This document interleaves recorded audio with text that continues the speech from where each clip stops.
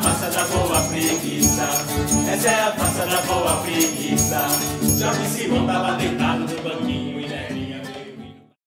A obra A Farsa da Boa Preguiça, do escritor Ariano Suassuna, traz uma história passada em cenário do sertão nordestino brasileiro e destaca a religiosidade e humor. Porém, apesar da presença do humor, a obra aborda temas como a pobreza, a humildade e a avareza, que despertam reflexões. A obra possui personagens que apresentam estilos de vida diferentes, representam contextos sociais diferentes, uns ricos e outros pobres. Uns apresentam ter nível de escolaridade mais relevante que outros. Considerando o léxico, permite que a pessoa ou a comunidade nomeie objetos e situações que fazem parte de sua rotina, da sua vivência conforme os costumes da sua cultura, as tradições e o contexto social em que vive, gerando assim uma somatória de fatores que causam reflexo no modo de falar e de escrever de determinada comunidade linguística. Dessa forma, ocorre na obra que exibe em sua história o sertão do Nordeste brasileiro. Isso resulta da influência da cultura e da sociedade no qual o escritor fazia parte. Diante do exposto, a obra em questão faz uso de uma linguagem que permite que o leitor tenha contato com um pouco da cultura e dos costumes da região por meio das palavras e expressões linguísticas típicas do falar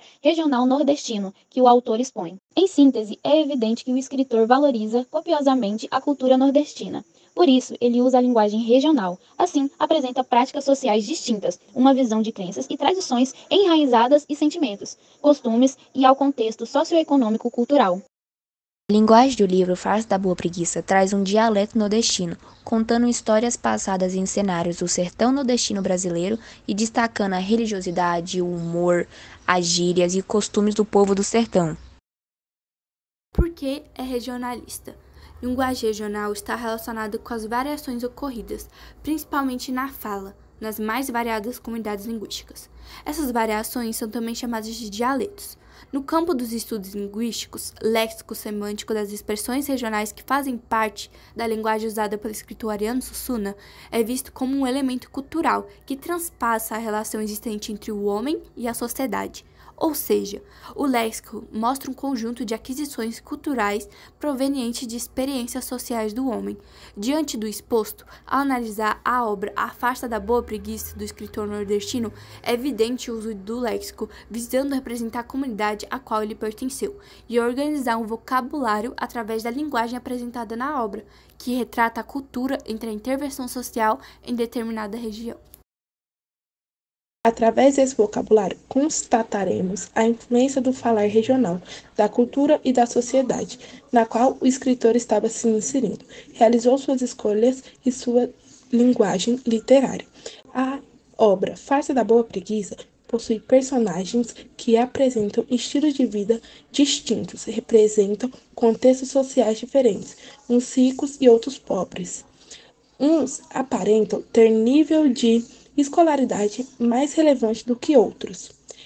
E estes fatores motivam a diferença na linguagem utilizada pelo escritor para representar cada classe sociocultural no enredo de sua obra.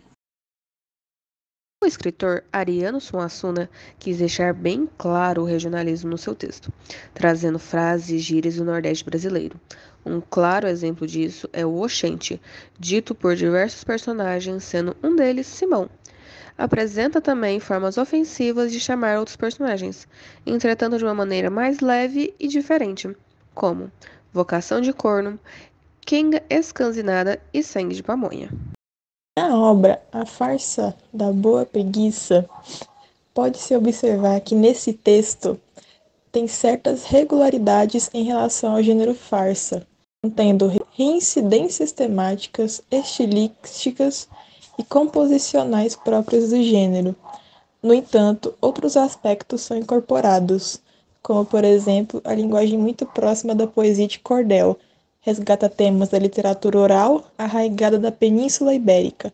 Também emprega a valorização do poeta popular, além do registro estético armorial, no qual elementos populares e eruditos se somam, intensificando aspectos na cultura popular que sobrevive no Nordeste. Essa é a farsa da boa preguiça. Essa é a farsa da boa preguiça. Jorge Simão tava